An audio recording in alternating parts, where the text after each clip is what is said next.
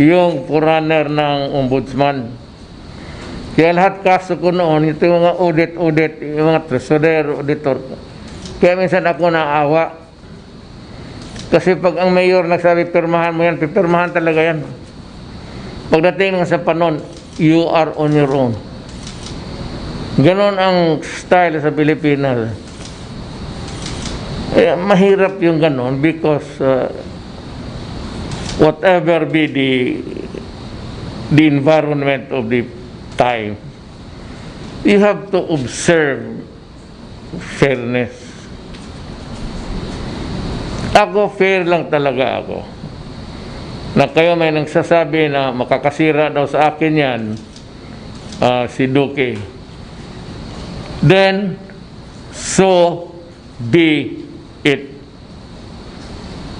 I will not commit an act of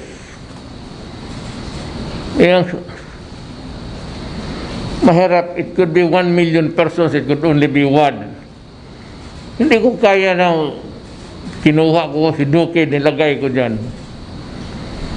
Tapos ngayon yung kuha, iba-iba ang findings. Napinturahan siya ng itim. Ako ang kumuha. Tapos, I'll just fire him.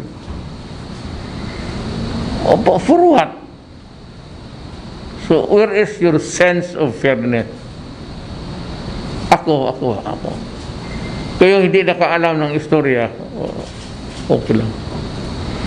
Na ngayon, kung si Duque will offer to resign voluntarily, tatanggapin ko. Pero kung sabihin mo, ako ang magsabi sa kanya, mag-resign ka, that will never happen. That will never happen. Pero pag may nakita ako ng mali sa kanya, baske 10,000 lang o 5,000, talagang sabi ko, yayariin kita. Kasi ipahamak mo ako sa tao eh. Iligay kita dyan, tapos sisirain mo ako by committing. Ilang cabinet members na? Naalaala ninyo, ilang cabinet members na ang pinatalsik ko? Cabinet members. Kasama namin. Hindi lang nga na-publicize. But for one reason or another, maybe media would not want to add more humiliation sa Kasi pag pinaalis kita, this could only be one thing. That you're corrupt. Wala akong rason. Sinabi ko na sa inyo, pag pinaalis kita, sabihin mo na negligence, that can be cured. Time and again, I have always admonished yung cabinet members na, Adre, medyo bilisan mo konti dyan, or things like that. Pero yung outright dismissal because it is the clamor of the public, maski kaming dalawa na lang ni Duque and the rest of the Philippines, I will stand by him. Pag nasira ako, di nasira. But I will never abandon a person just like that, na paanuhin mo na walang kasalanan. Mahirap yan. Mahirap yan. Gago ako pero I have may mga boundaries ako sa buhay ko. Hanggang dito lang ako. May katarantaduhan ako pero hanggang dito lang ako. Yung mga ganun. Kaya nandruga. Never said that patayin mo si Mr. Santos, Mr. Enriquez, patayin mo si Mr. Dumdum. Never said. I said plainly, destroy the apparatus. If you are a member of that apparatus, then I am very sorry if you die. Because I said, you are destroying my country. Ganon kasimple yan. And I will not itong mga operating, both military and the police. Pagka nasa mission sila in the performance of their duties and in connection with the prosecution of crimes against terrorism, druga, sa lahat ng kriminal, karnaper, ako yan. Dito kayo magtingin sa akin. Dito kayo. Hindi ko yan sila inutusan mamatay. Pero in the course sa pagtrabaho nila, nagkabarila, nagkapatayan, akin yan. Wala yan sila, akin yan. Inutusan ko lang yan sila. Iba yung mag-utos sila, mag-salvage ng ganon. Hindi ba rin ako papayag kasi masisira ka. Yung service nakaluhod, nakatali, at saka kung I confront them, kayo bang may trabaho nito? Bakit pa niyo talian ang puta?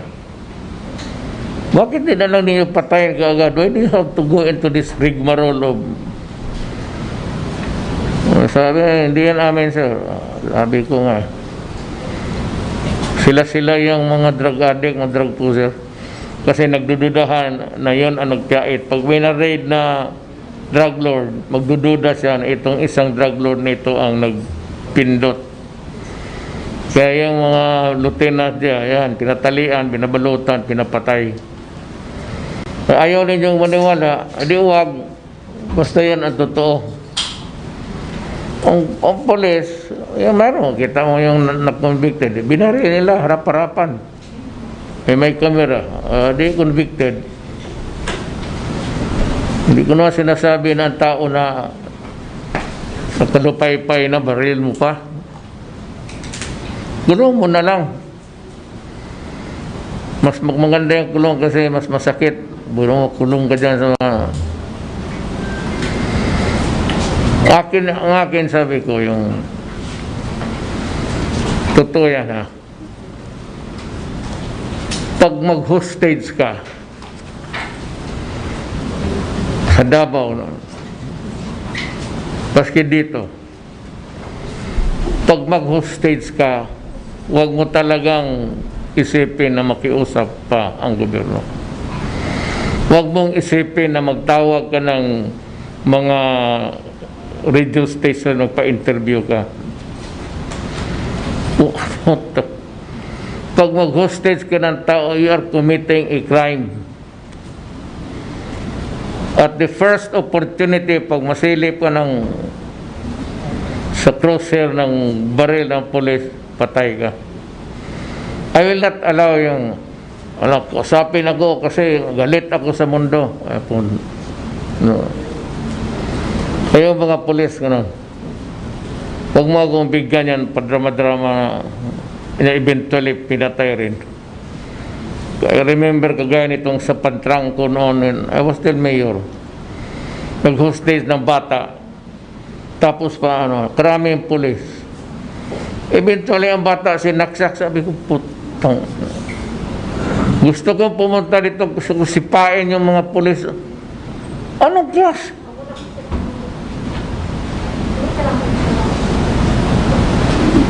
Kaya pag may hostage mamatay, bantay kayo mga polis. The earliest opportunity na may masilip kayo, barilin ninyo. Yan ang utos ko. Diyan ako ang magpakulong kung makulong man ako. Kung mong bigyan niya mga drama-drama na di magdemanda. Pag maghingi ng mga radio station, pinagbibigyan ka agad ninyo, tapos nagdadrama. Galit ako, sir, in the end, nag-surrender.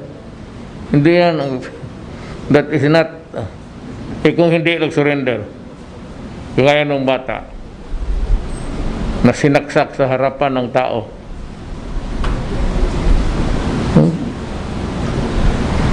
When you are committing a crime, you are committing a crime. You are a target for ma-neutralization. Kung matamaan ka sa ulo, ulo naman talaga ang tinatarget dyan, pasensya, ganun yan. Those are the nuances na malaman ninyo sa akin. Ngayon, wala kasi, nandito man si Secretary Duque. Alam mo na gano'n tumantala ang gobyerno, matagal ka naman sa gobyerno. Panahon ni Gloria, ikaw yung Secretary. So, alam mo na talaga yung nuances, you cannot please them all. Basta tayo, trabaho lang. Period. Ang sinabi ko, magtanong ka, anong gawin na dapat? Gawain mo ang tama. Sir, nabaril ko kasi na-hostage. Yan ang tama sa batas. Sabihin ko sa inyo, yan. Kung ano sa sa bungganga ako, batas yan. Hindi akin. Hindi ako gumagawa ng sarili kong batas.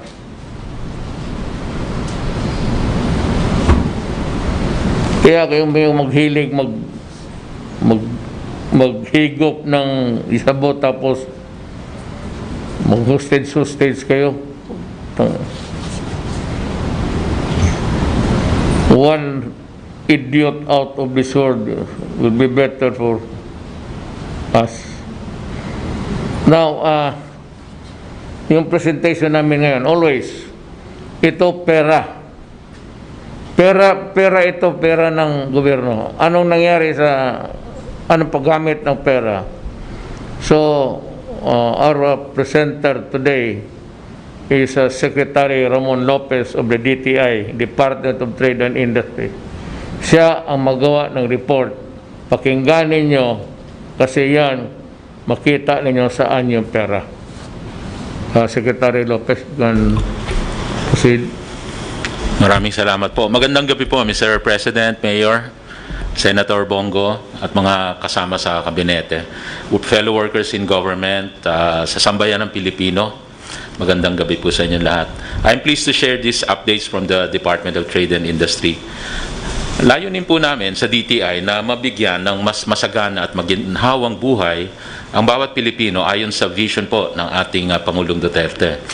Ang DTI ay inatasan ng batas na magtrabaho upang makadevelop ng isang globally competitive at innovative industry and services sectors na tutulong sa paglago ng ekonomiya upang mabigyan ng maraming oportunidad ang bawat Pilipino upang umunlad ang kabuhayan at mabawasan ang kahirapan. Sa bawat trabaho at negosyo po kasi na ating maitataguyod, isang pamilya ang mahahango sa kahirapan. Basta may trabaho. Ito po ang nais nating makamit para magkaroon ng inclusive prosperity. Ang aming strategy po para maabot po ito nakapaloob sa tatlong bagay. Sinimplify po namin ang trabaho ng DTI. TNK, trabaho, negosyo, consumer protection. Sa pagtutok sa tatlong bagay na ito, trabaho, negosyo, consumer, mararating natin na tinatawag na inclusive growth and prosperity, kung saan lahat ng mamamayan, maging ang pinakamahirap, ay makikinabang at makakasama sa pag-angat sa antas ng buhay. Sa trabaho, ang role ng DTI ay paramihin ang available na trabaho para sa mamamayan sa pamamagitan ng paglago ng industriya, investment, exports. Atin pong pinapadami ang investments upang maparami ang trabaho. Pinapaganda po natin ang investment climate para mahikayat ang marami pang mamumuhunan, investors. Salamat po, Mr. President, sa pagpasa ninyo ng mga mahalagang batas na nagreforma ng business climate sa ating bansa. Una na dito po yung recently passed na CREATE Act, yung Corporate Recovery Tax Incentive for Enterprises, CREATE, na nagbaba ng corporate income tax mula sa 30% pababa sa 25%. At lalo na kung micro SME ka pa, ay magiging 20%. Again, mula sa 30%. Malaki yung pagbawas yun. At pinalawak din ito at isinaayos ang fiscal incentives, yung pagbigay ng mga tax holidays. Pinirmahan po rin ninyo, Mr. President, at certified urgent, yung tatlo pang reforma na panukalang batas para mahikayat na mas marami pa ang foreign investment dito. Tulad ho nung pag-revise ng mga retail trade law, yung Public Service Act, pati ho yung Foreign Investment Act. Inyo rin pong pinirmahan yung Ease of Doing Business Act ng 2018 na napadali ang proseso ng mga transaksyon sa government agencies. Nagbigay po ng maximum, yung sinasabi po ninyo, 3 days processing lang for simple transaction. 7 days pagka-complex transaction, yung mahirap-hirap. At yung pinakamahirap, yung highly technical transaction, 20 days maximum. So ito po ini-implement na po ngayon ng Anti-Red Tape Authority o ARTA. At sila po ay nag-file ng mga kaso dun sa mga hindi sumusunod. Aside from that, nagkakaroon po tayo ng parang digitalization or ino-automate itong mga sistema na to. I-explain ko po mamaya. Marami pang ibang reforma tulad nung Revised Corporation Code, Philippine Innovation Act, Innovative Startup Act, pati Telecommuting Act, at mga free trade agreements tulad nung recently, nung November po tayo sa ASEAN, at atin pong pinirmahan yung Regional Comprehensive Economic Partnership o RCEP na nag-aangat sa Pilipinas upang maging isang preferred investment destination. Pinalakas din po ang ating investment promotion efforts ng DTI at saka BOI. Ang mga investments po na pumasok ay naglikha ng maraming trabaho at nag-angat ng level ng technology. Sa bawat investments po may kasamang technology improvement sa mga manufacturing, ng mga operation po ng ating mga kumpanya. Isa pong example, yung Dyson Electronics na naglipat ng kanilang facility mula sa isang Southeast Asian country, nilipat nila sa Pilipinas. Ang Dyson Electronics ay isang malaki at saka highly advanced British technology company na gumagawa ng mga yung sikat at high-tech na mga vacuum cleaners, hand dryers, yung walang blade na electric fan, ng mga bladeless fans, humidifier, purifiers, mga lightings, yung ilaw, dryers, heaters, using advanced technology. Nakakatuwang malaman na kahit sa panahon ng pandemic, ay mataas pa rin ang confidence ng investors na mag-invest sa mga mid to long-term projects na nagdadala ng progreso sa bansa.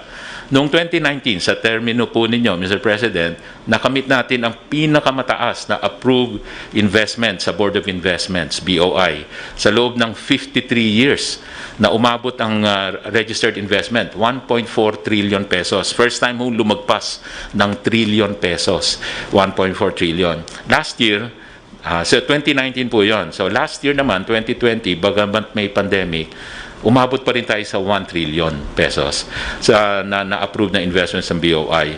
Ito po ay inaasahang magresulta sa mahigit kumulang na 766,000 na karagdagang trabaho. Kung isasama pa yung mga investment tulad sa mga PESA zone, yung mga eco zone, mas malaki pa ho ang numero dito. Mahirap ng bilangin, 5.2 trillion pesos. Halos kasing size pala ito ng ating budget. Ito po yung mula noong 2016. Ang pagtaas ng investment ay may epekto sa paglago ng ating manufacturing sector na kahit may pandemic ay lumalagpas sa 50 yung index, 50 yung threshold, Mr. President. O ito yung PMI, Purchasing Managers Index. Any number above 50, ibig sabihin may growth, may expansion. Any number below 50, may pagliit, may contraction. Kaya po, nung last year, nung nag-ECQ tayo, yung manufacturing index na yan, dati lagpas 50 tayo parate, naging 32 last year. Talagang bagsak. Huminto yung activity dahil yung ECQ natin last year talagang maraming sarado na operation. Pero thankfully, yung IATF nag-a-adjust po. Itong taon na to na nag-ECQ tayo nung March, ang manufacturing, lalo na ng exports, pati ho yung mga BPO, inala po natin 100%. Kasi ho, ito yung mga labor intensive. So, binalansi po ng IATF ang ECQ natin, allowing yung mga very critical industries and workers. So, malaking natulong nun. Hindi nawala yung trabaho. At gumanda pa yung manufacturing index natin. Ibig sabihin, naka-recover tayo mula sa 32 index last year. Sa paglago ng investment, dahil malakas ang manufacturing, pati ho yung pag-export natin lumakas. This year, bumawi na tayo, 72% growth. Kung i-year to date po natin, January to June, ating exports po lumaki ay at 29% growth. Last year, bumagsak ng 50% bagsak last year. So, nag-recover na tayo. Ngayon po ay year-to-date, 29% growth. So, ibig sabihin, yung 29%, baka sabihin, kasi mababa yung base last year, 2020. Hindi lang. Mas mataas pa itong year natin ngayon versus 2019 na pre-pandemic. Ibig sabihin talagang may growth po tayong na-achieve. Dahil again, nung ECQ natin nung March, April, inalaw natin 100% operating capacity. Ito pong mga export sector. So malaking bagay po yon. Ang malaking bahagi po ng ating exports, for information lang po ito, over 62% actually we are producing electronics, yung mga laman ng ating mga electronic devices.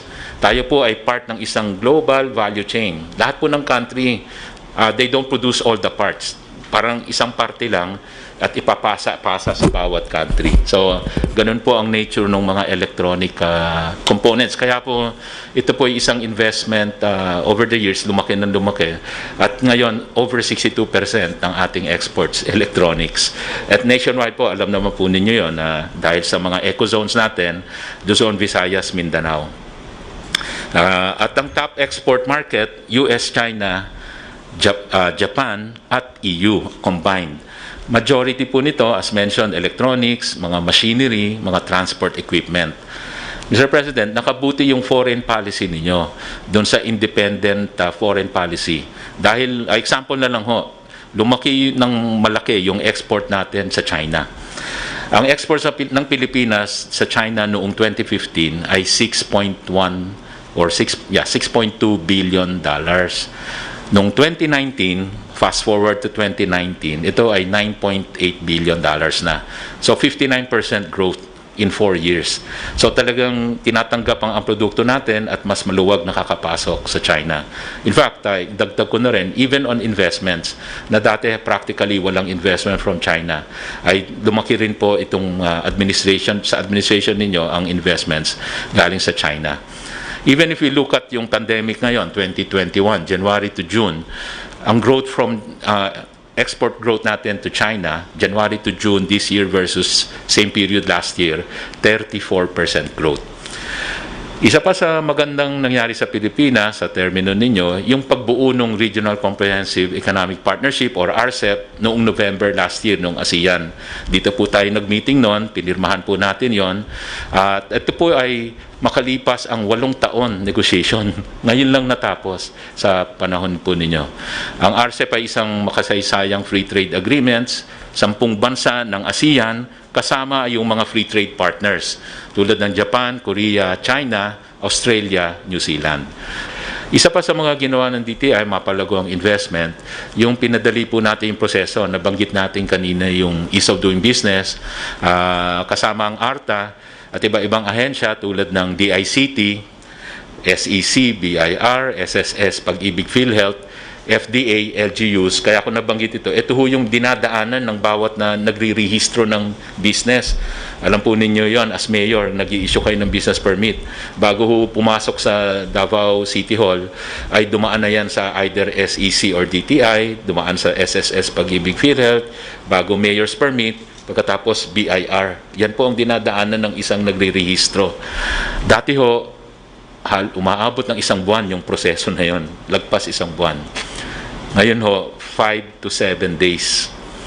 Okay, tapos dahil kinomputerize natin, digitalization, central business portal, nasa computer na, doon na magpa-file. Pinapaikli pa ho natin yan. Before the end of the year, yung 5 days na yan to 7 days, tinatarget po namin 1 day, within 1 day. Hinihintay na lang po namin yung improvement sa SEC na tuluyang pinaikli pa yung proseso nila. Para within 1 day, business registration, end-to-end, from SEC to the BIR. Lahat ng ahensyang binanggit, lahat simultaneous 1 day sa online.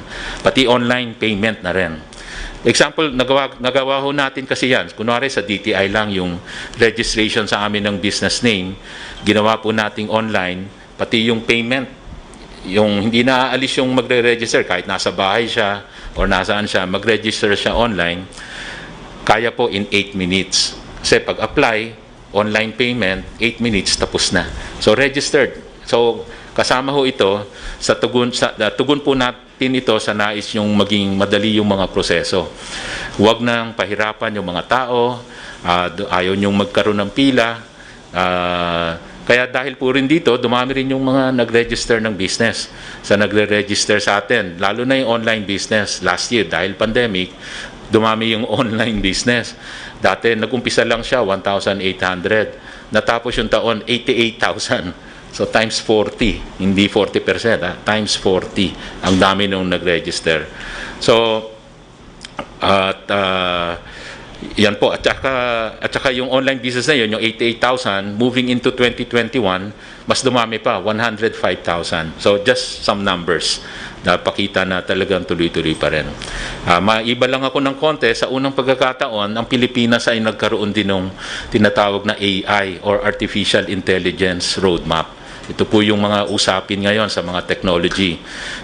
Nilunsad po ito ng DTI noong Mayo at hindi lamang malalaking kumpanya ang makikinabang dito. Kaya natin tinutulak ito kasi gusto natin pati micro SME ay makikinabang dito. In other words, big companies will not have the monopoly of AI. Ang AI ay isang teknolohiya na magagamit ng kahit anong kumpanya, lalo na SME, sa pag-process ng kanilang mga information. Kunwari, alamin nila sa farmers, anong magandang itanim sa anong lugar, sa anong buwan. Sa mga kumpanya, saan ako mas magandang mag-put up ng next branch ko. All this information will be processed. Hindi na siya kukumputin pa ng tao. AI na yung nagko-compute nun. Sa central bank din, imbis na 50,000 man-hours ang gagawa ng mga pag-analyze ng financial statement, ngayon minuto na lang dahil po dyan sa AI na yan.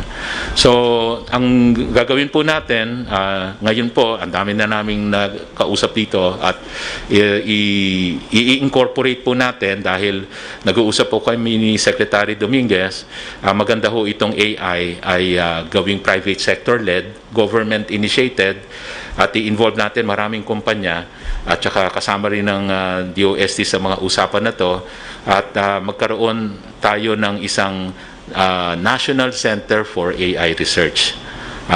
Ang technology partner natin dito, yung AIM, yung Asian Institute of Management Data Science Laboratory. In the near future, magiging big data AI processing hub na rin ng Pilipinas. Itong nakikita natin na next center for excellence. After BPO, kasi sikat ng Pilipinas ngayon BPO. Ito ang magiging next BPO natin, yung AI Center for Research Center. At ibig sabihin, mas maraming magpapagawa ng AI analysis sa Pilipinas as our service gamit ang AI. At syempre, ito pong AI research ay higit na makakatulong sa pagtulong sa mga kumpanyang maging mas competitive at efficient ang kanilang operations. At ang maganda ho talaga dito, kaya ho government ang tumutulak, kasi as we provide those research projects, ang natitrain nito data scientists from universities na may trabaho sila, sinasagot nila yung industry problem with an AI solution. So makaka-develop tayo ng maraming data scientists at eventually ito po ay makatatayo rin ng mga AI companies nila or i-hire sila ng mga kumpanya. So mga high-tech jobs ang mapoproduce nito, data scientists, dahil masasanay silang mag-solve ng mga problema ng mga industry problems. No? So yun po yung talagang ninanais namin dito na yung developmental aspect nitong research center na to. Para siyang magiging next BPO natin. Alam niyo po, para ma-compare lang ho natin, noong 70s, kwento lang ng maikli, noong 70s, nauso ang OFW. Doon nagsimula ang Overseas Filipino Workers. Maybe a little before that. And now, ang Overseas Filipino Workers, nagkaka-generate tayo annually ng mga 30 billion US dollars. Every year po yan. And ilan ng OFWs? I think may number dati, about 10 to 12 million. Dami ho, madami. To produce the 30 billion. Ang BPO industry, simula nung 2000 up to now, lumalakas sa Pilipinas, the same 30 billion, more or less, ginagawa na lamang ng 1 million. 1.3 million na employed sa BPO. Ibig sabihin, mas mataas ang kada tao, mas mataas ang contribution.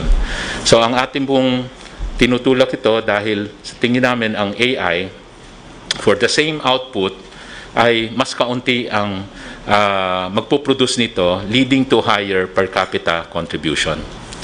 Okay. Ang BPO po ay merong during your administration, tuloy-tuloy ang paglaki nito. Kahit sa panahon pandemya, ito pong BPO ay isang industriya na ito po ay isang industriya na hindi nag-lay off itong pandemic. Patuloy ang pag-empleyo ng maraming Pilipino nationwide.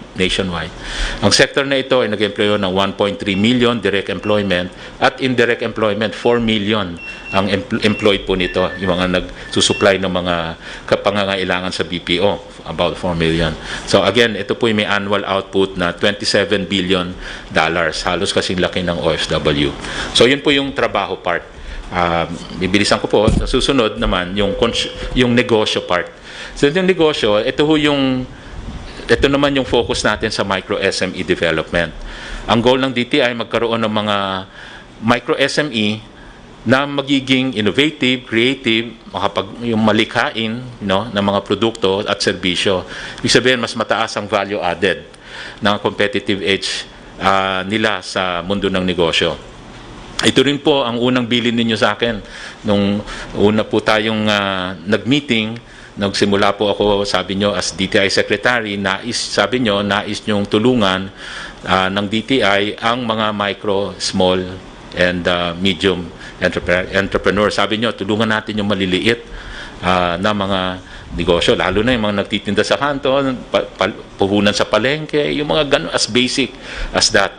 Binanggit din po ninyo ito during the SONA, ang kahalagahan ng micro SMEs sa pag-unlad ng economy dahil 99.6% ng listed enterprises are micro SME.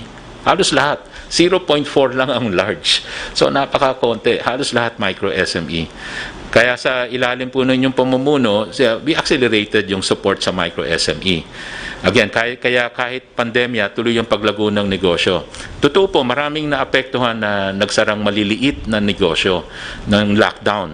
Subalit, nalagpasan ng mga bagong bukas na businesses, ang dami ng nagsara. Ibig sabihin, mas maraming nag-register kesa sa nagsara. Kaya po, if you just look at numbers, noong 2015, before your time, 900,000 yung registered enterprises. Fast forward, that's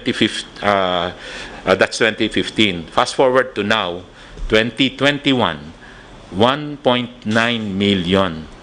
So, more than double po, no? So, from 900,000 to 1.9 million ang registered businesses.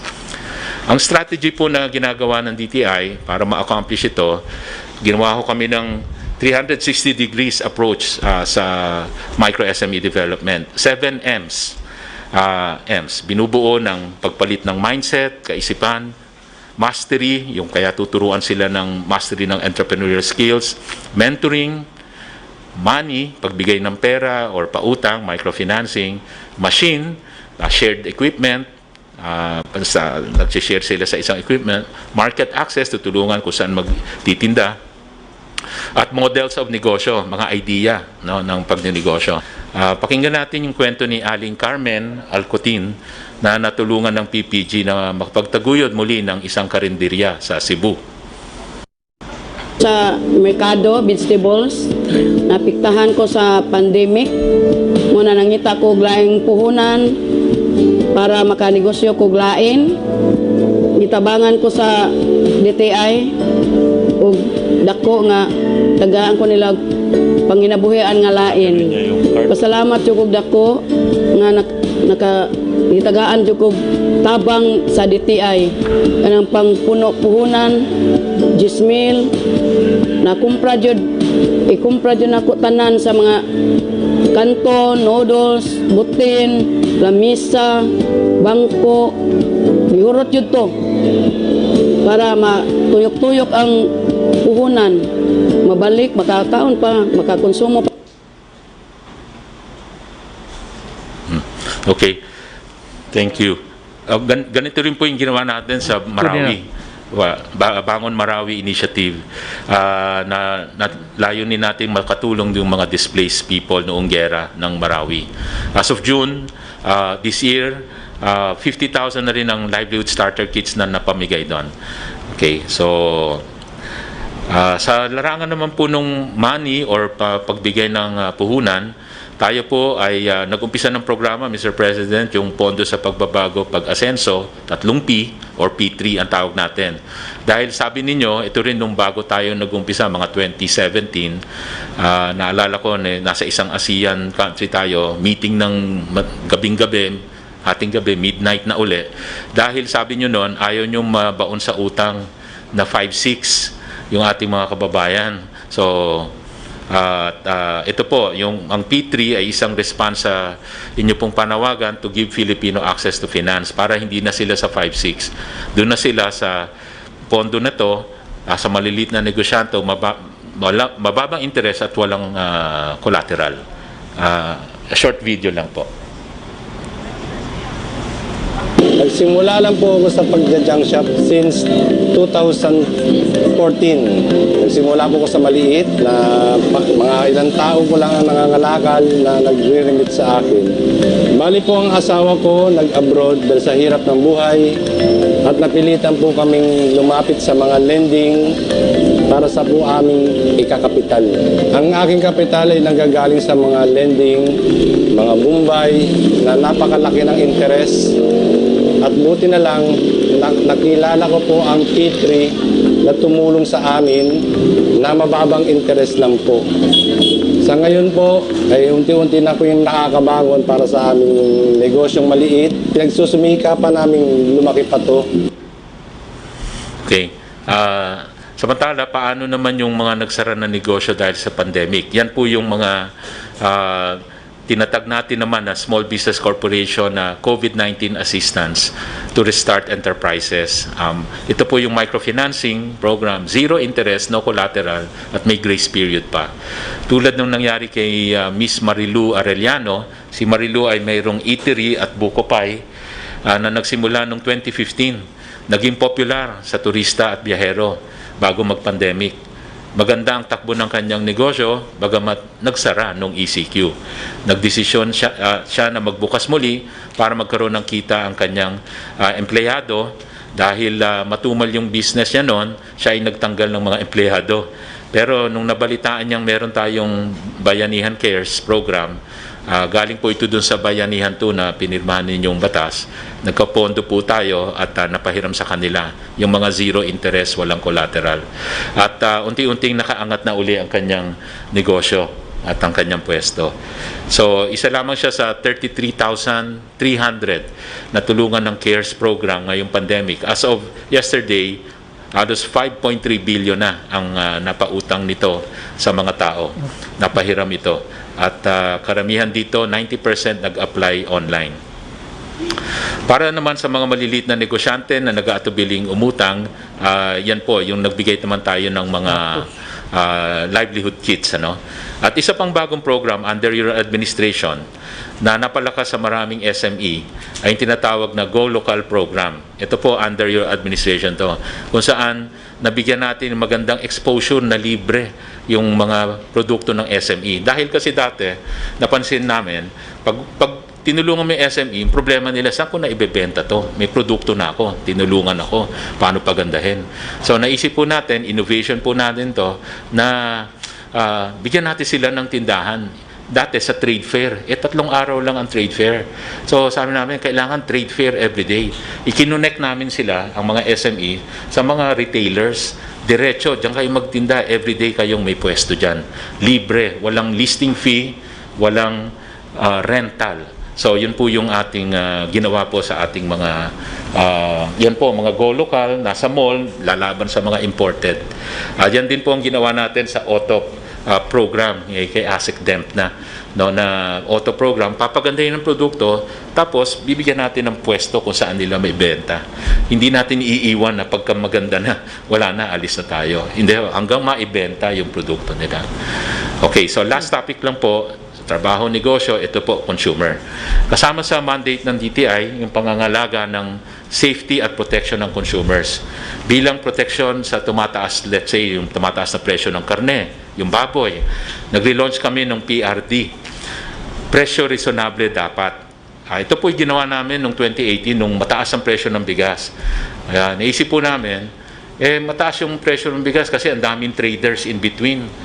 What if, alawin natin silang mag-source, yung mga retailers, diretso sa kanila yung, yung paninda para wala ng traders in between. Sa ganon, mapapamura natin yung presyo. So, nung bigas, dati umabot ng 50 pesos per kilo, naibaba natin sa 34 to 36 pesos per kilo. So, yun po yung ginagawa ng PRD. So, we adopted the same program ngayong mataas ang pork. Di ba ang pork ho ay pumapalo, umabot pa ng 400 pesos per kilo. Ngayon nagkaroon ng maraming ingay, maraming issue dyan. Recently, bumababa na ho siya. Nasa mga 330, 340, up to 380. So medyo mataas pa rin, pero dumadami na yung supply. So dapat bumababa na unti-unti.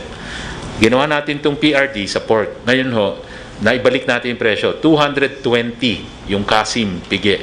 At saka 250 yung liempo available. So, ibig sabihin, kahit sino, lalo na yung mga mahirap nating mga kababayan, may pupuntahan sila. Kung mahal sa palengke, sa grocery, yung pinartnera natin, tulad doon ng Robinson, SM, Pure Gold, available itong frozen pork products. 220, hindi 350. 220 per kilo. At 250 pag liempo. So, available, may pupuntahan, may option si consumer. Yun yung point natin. Okay, mahal sa iba, okay, dito ka pumunta, mura. At welcome naman lahat sa mga supermarket. So, hindi ho ito, talagang pro-poor program ho ito.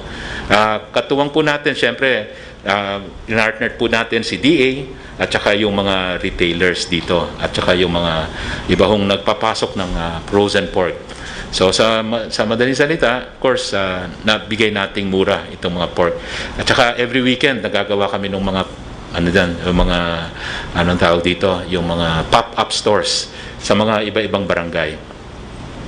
At may 123 stores nang pupuntahan ang taong bayan, lalo na sa Luzon kung saan mahal itong pork na to. So ngayon mura na siya sa mga retailers. Tayo rin nagsasagawa ng mga diskwento caravan, kasama mga manufacturers at retailers. Nagbibigay ng mga murang basic goods ito. 2,073 diskwento caravan na mula noong 2016, nagsilbi sa 6,600 barangay.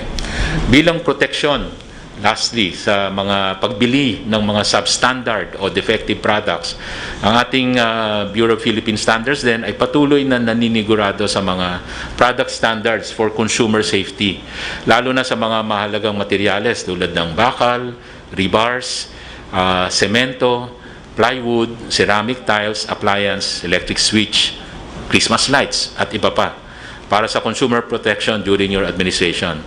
Dinagdagan natin yung coverage na products nito, Mr. President, yung na maging mandatory compliance sa standard. Before your administration, 70 lang ang covered. Ngayon, 87 products. Kasi nagdadagdag kami para talagang maraming maproteksyonan. Although may dalawang produkto kami, yung glass, tsaka isa pa, I think bubong, na TRO kami. Ayaw ma-implement. So may mga nagrereklamo. So yun nga sana, dapat hindi TRO to kasi for consumer safety ito eh. We are simply putting standards. Allowed namang magbenta, basta lang nasa standard. Pero TRO kami. Dalawang produkto po yun. So anyway, hinaharap namin yung kaso para lang mawala yung TRO at matuloy yung implementation para sa consumer protection. So, in conclusion po, ilan lang po ito sa marami nating mga programa. Hindi po mabanggit lahat in the interest of time. In closing, hindi po matatawaran, Mr. President, ang mga magandang naganap sa ilalim ng inyong termino sa larangan ng paghandog ng trabaho, negosyo at consumer, TNK. At higit sa lahat ang pagtulong sa mga maliliit na entrepreneur tulad ng bilin nyo. Ito po ay maituturing na isang legacy na hindi malilimutan ng bawat isang Pilipino at napabuti at naiangat ang antas ng kanilang buhay tungo sa inclusive prosperity. Maraming salamat po, Mr. President, at sa ating sambayan ng Pilipino. Salamat, Secretary Lopez. Which reminds me, let me revisit itong face mask. Itong suot ko.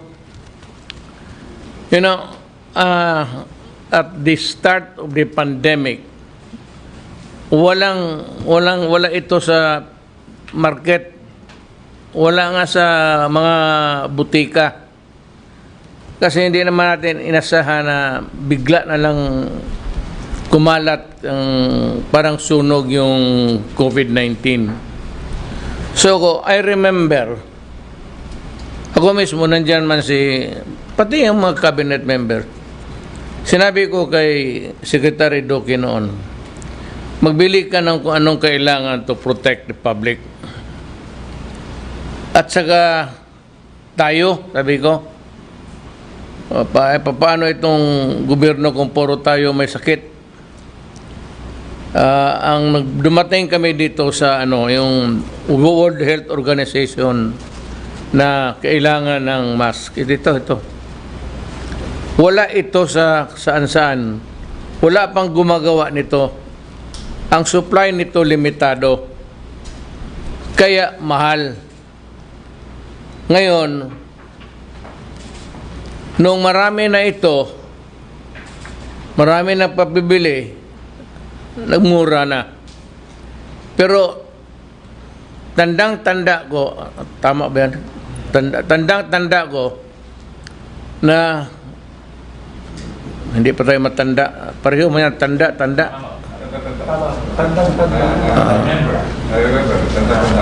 Tanda ko na sinabi ko sa iyo, this is a pandemic.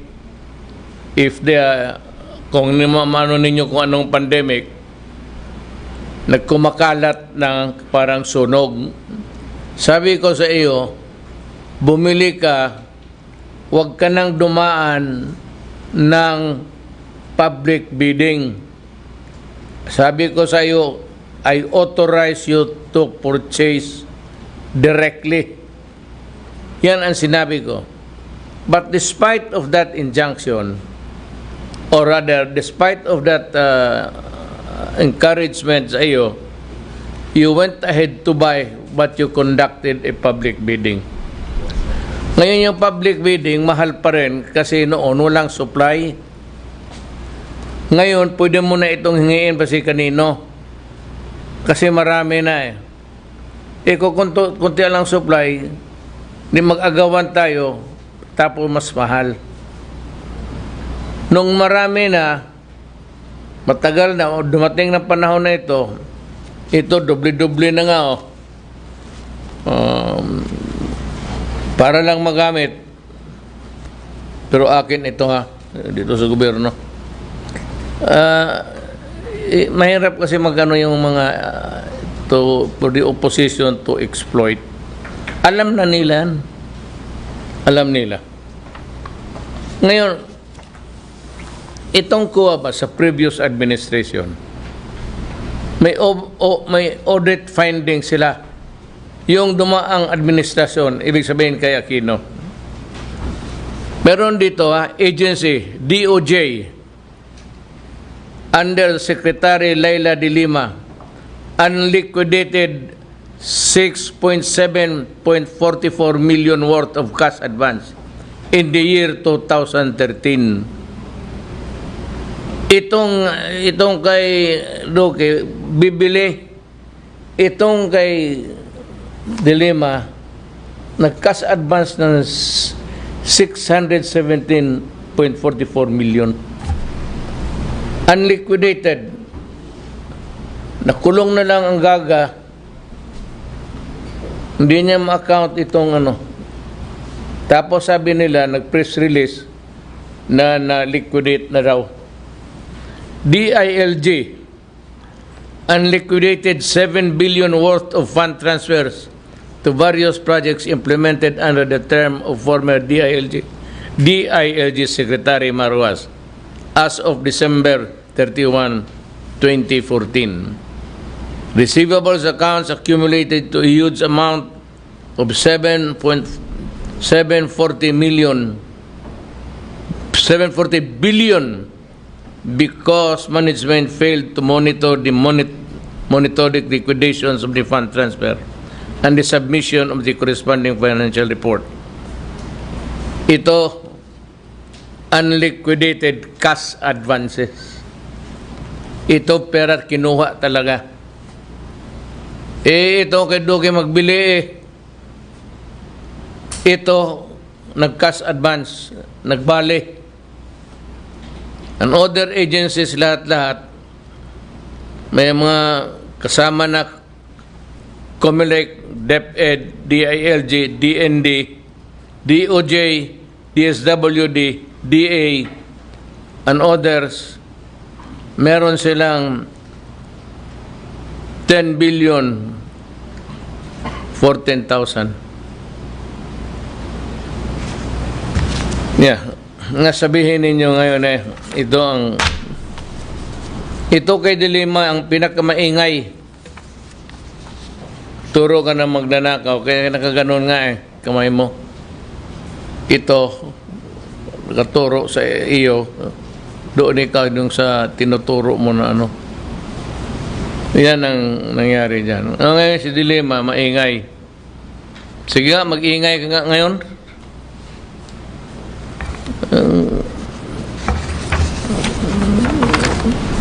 Itong yung sabi nila na meron dito,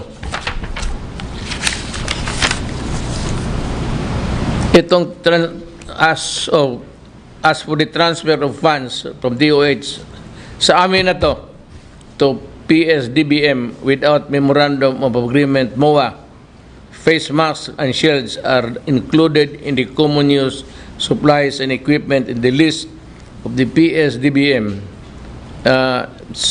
Secretary Duque will elaborate on this when his time comes to talk. Mabuti na malaman ng Pilipino kung sino yung magnanakaw.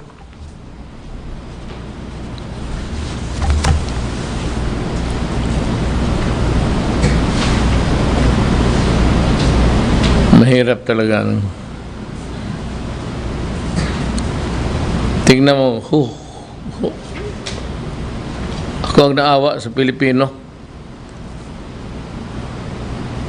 Talagang bugbog. The next will be, ikaw na sir, Secretary Duque. It's your time. You might want to explain the fund transfer that I had just mentioned. Okay, sir. Yes, sir. Medyo Englishin ko na lang, sir, kasi yung report ko English Go na, ahead. sir. The transfer of funds to PSDBM. PS is the procurement service of the Department of Budget and Management, was supported by the issuance of the Government Procurement Policy Board Resolution number 03-2020, approving the adoption of efficient, effective, and expedient procurement procedures during the state of public health emergency, which you declared, Mr. President, on March 7. On March 9, 2020, to include yung procurement po ng mga PPE, personal protective items, ito po yung mga set na mga face shield, face mask, coveralls, shoe covers, gloves, at mga iba pa pong mga items na kumukumpleto ng mga PPE set. Yung test kits kasama din po and other commodities for COVID-19 pandemic as common supplies and equipment or CSE to be procured through Procurement Service, Department of Budget and Management. Also, under Administrative Order number 7, Series of 2011, in relation to Section 53 of RA number 9184 of the Procurement Reform Act, government agencies are required to procure common supplies and equipment directly from PSDBM. The execution of a Memorandum of Agreement, or MOA, was not required, as is a finding in the Consolidated Annual Audit Report submitted by COA to the Department of Health.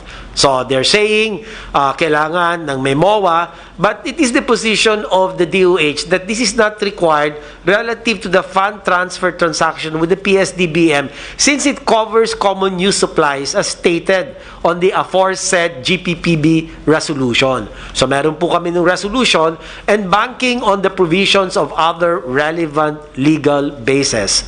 To wit, Section 53.5 of 2016 IRR of Republic Act 9184, agency to agency, procurement of goods, infrastructure projects, consulting services from another agency of the Government of the Philippines, such as PSDBM, which is tasked with the centralized procurement of common use supplies for the Government of the Philippines in accordance with Letters of Instruction, or LOI number 755 and EO 359 series of 1989. And another basis, Mr. President, Section 20 of 2020 General Appropriation Act, or GAA, procurement of common use supplies. All agencies of the government shall purchase its common use supplies requirements from the procurement service as mandated under LOI number 755, dated October 18, 1978. Executive Order number 359 series of 1989, and also Admin Order 17 series of 2011. And to continue, Mr. President, Section 5, D.5, Item D.5 of RA 9184 also provides that agency-to-agency agreements, so DOH and PSDBM, shall be governed by guidelines unless otherwise provided by a special law, such as in the case of procurement of common use supplies and equipment from the PSDBM. So moreover, under Government Procurement Policy Board Resolution number 20/2019, dated October 2018, government agencies are required to deposit cash funds with PSDBM for their CSE requirement. CSE requirement without the need of a MOA. So, Mr. President, gusto ko lang din pong ilagay sa konteksto, with your permission. Prior to the onset of, the Department of Health transferred funds to the procurement service of the Department of Budget and Management for the procurement of common use supplies and equipment based on the following circumstances. A, prior to the onset of the pandemic, the DOH had initially processed the procurement of personal protective equipment such as N95 masks, surgical masks, and other PPE items to replenish the PPE used for the Taal volcano eruption response activities on January 2020 after having consumed all its annual PPE inventory. So, hindi naman natin tayo nakapagplano sa bulkan na ito dahil hindi naman natin alam na ito'y puputok. So, yung mga atin sanang mga naitabi, lahat inilabas na natin. So, in February 2020, when the COVID-19 started to spread in the country and following the increase of confirmed cases, DOH needed to augment the supplies of PPE items for both government and private health facilities. Though the DOH tried to bid COVID-19 requirements through the DOH Central Office Bids and Award Committee, unfortunately, alam din po ni DTI Secretary Mon Lopez yan, wala na halos supplies. There were no bidders due to limited supply, and the existing local suppliers could not meet the volume and quality requirements. PPE producing countries also started to withhold PPE supplies for their own use to respond to the pandemic, given the unprecedented demand for PPEs among nations, but with unequal production capacities. Letter C, during the first few months of pandemic, the DOH tried to exhaust all means of acquiring these COVID-19 response commodities in order to ensure steady and adequate supply of PPEs for our health workers, as was your instruction, Mr. President. Simultaneously, the department was procuring through its own bids and awards committee while processing the procurement with other procuring agencies to ensure that supplies would be available amidst the global scarcity. And Mr. President, I do remember very clearly that your marching order was for us to ensure that there will be enough PPEs primarily to protect our healthcare workers. Yun po yung isa sa mga naalala ko pong binigyan ninyo ng talagang prioridad, yung mga healthcare workers at syempre yung atin pong mga mamamayan pangkalahatan. Letter D, during the state of public health emergency, it became imperative to adopt expeditious, collaborative, and ito po, Mr. President, whole of government approach to intensify response to the crisis brought by the pandemic. And one of the mandates of the PSDBM is to identify sources of supplies, including international suppliers, which offer the best prices, terms, and other conditions for government procurement. In good faith, Mr. President, funds were transferred to PSDBM as it was deemed necessary that supplies be procured immediately for the protection of the Filipino people. So ilan po with regard to this particular issue, Mr. President. If you will allow me, I can go ahead to make my presentation on the COVID updates, Mr. President, including also, Mr. President, your directive last Friday to secure funding for the grant of special risk allowance to our healthcare workers, as well as a contingent fund source from your contingency fund, Mr. President, to extend the contracts of our 20,000 plus various cadres of healthcare workers from September to December, Mr. President. I'll also give that report. Can you deliver the... Yes, sir. Yes, sir. Within your prescribed period of 10 days, we're hoping the SARO will... DBM will release the SARO tomorrow, Mr. President. We have been following it up with them, Mr. President. And also the contingent fund is already being prepared. So we are committed to deliver on the said time frame that you have indicated last Friday. That's good of you. Thank you. Sir, thank you po. So, muli, magandang gabi, Mr. President, Mr. Senator Bongo, Chair of the Committee on Health, at aking po mga kapwa kalihim, at ating po mga mahal na mga kababayan.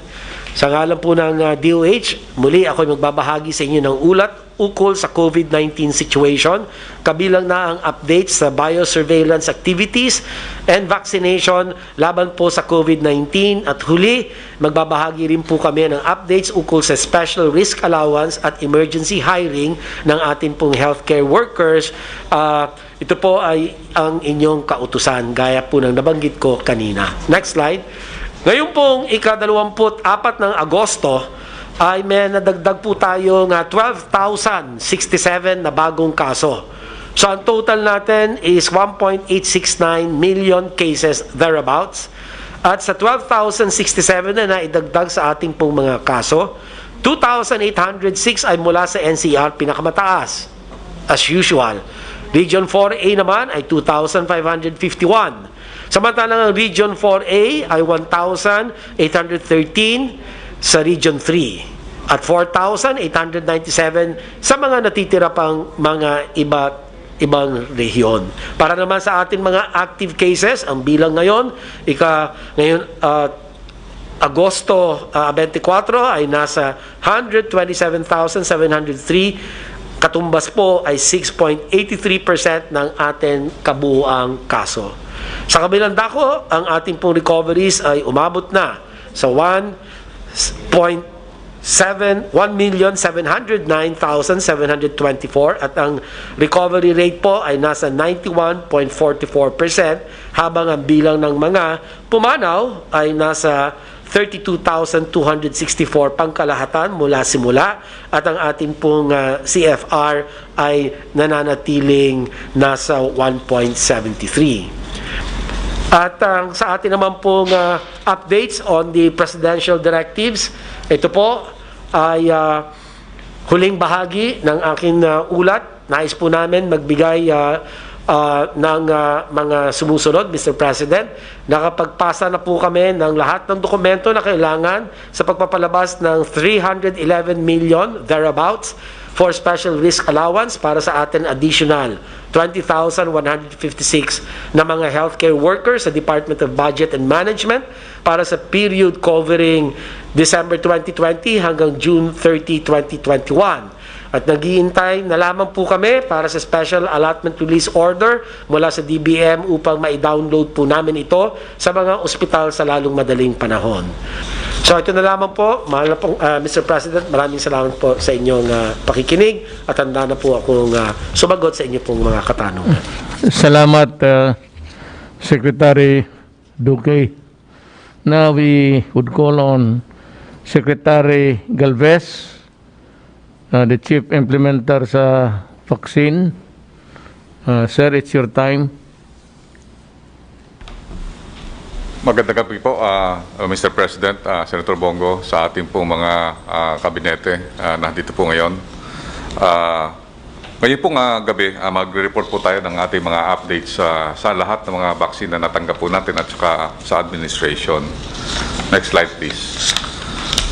Sa tala po ng ating Philippine Vaccine Tracker, meron na po tayong 48,522,890 na total vaccines na nag-arrive po dun sa Pilipinas. Ito po ay binubuo ng procured by the national government at 27.9 million.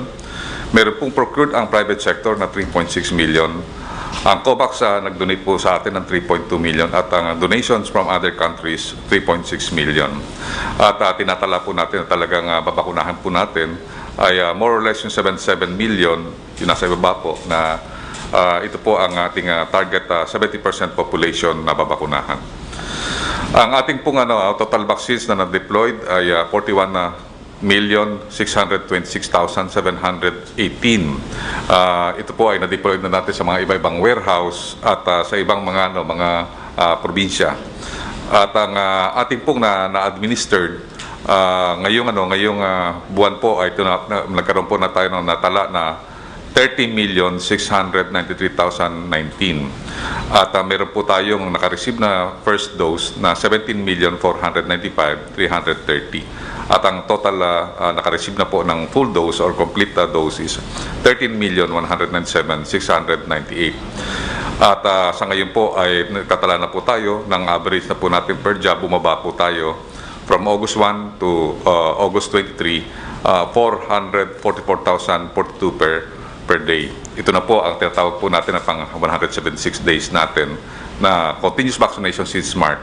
At meron na po tayong active reporting vaccination site na 1,684. Ang maganda po rito, Mr. President, yung nasa gitna po, ay meron na po tayong 13,197,689 fully vaccinated. This represents 17.11% for the total 70% of the Philippine populations na yung ating yung target population po natin.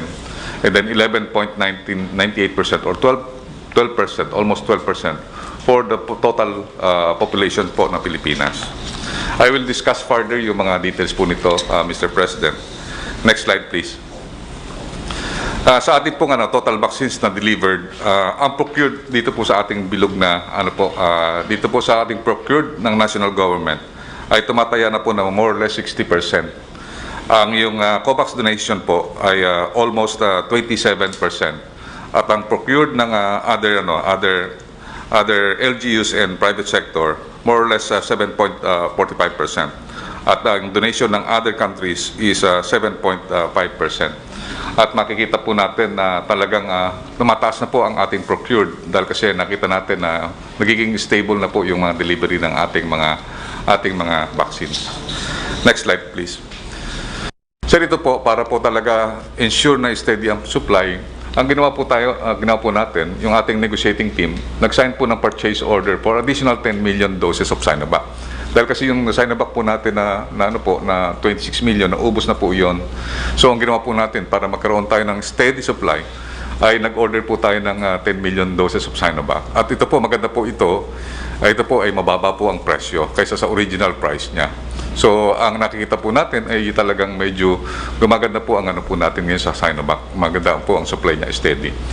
And then nag-usap na po kami ng country director ng Pfizer, at ang window nila sa September ay makapagbibigay sila ng more or less 5,020,000 na Pfizer this coming September. And we are negotiating with Moderna na makapagbigay sila ng more or less 3 to 4 million. And then ito po yung EUA ng application ng Sputnik Light ay naaproba na po ng FDA nung nakaraang mga araw. At ito po ay malaki ang magiging tinatawag nating effect sa ating supply. Dahil ito po mangyayari po para pong J&J na po ito, single dose na po ito. At kung magkakaroon po tayo ng more or less 2 million treatments po yan, 2 million people, Filipinos will be given by the single dose Sputnik Light. At magagawa na rin po kami ng mga pronouncement memoranda na hindi na po mag-agam ang ating mga tao, na dahil yung isang component number 1 po ng Sputnik ay pareho din po ng Sputnik Light po yon. Ibig sabihin mataas na po yung protection ng first dose po na yon. At nangako po ang Russian Direct Investment Fund na yung 205 na component 2 na hindi po nila na-deliver ay di-deliver po nila as soon as possible. And then also, Mr. President, ito rin po, papaabot ko rin po dahil kasi maraming, next slide please. Maraming nagka-clarify. Next slide, please. Maraming nagka-clarify pertaining yung tripartite agreement, at sinasabi po ng mga iba na parang ino-hold namin yung pagpirma ng tripartite agreement. Mr. President, nung binigyan nyo kami ng directive na maging sa procurement, ang talagang pinakaunang po namin is hindi po mapahamak ang LGU at saka yung private sector sa pagbili po ng mga mahal na mga vaccine. Actually po, may mga nakikita po kami na may possibility na ma-violate po yung National tinatawag na Procurement Program Act natin. Kaya ang ginagawa po namin talaga, naghihigpit po kami, Mr. President, kasi yung directive niyo po na talagang dapat pag-ingatan po natin yung mga vaccine na yan, na tayo talaga maghawak at mag-control, ayun po ang gagawin po natin.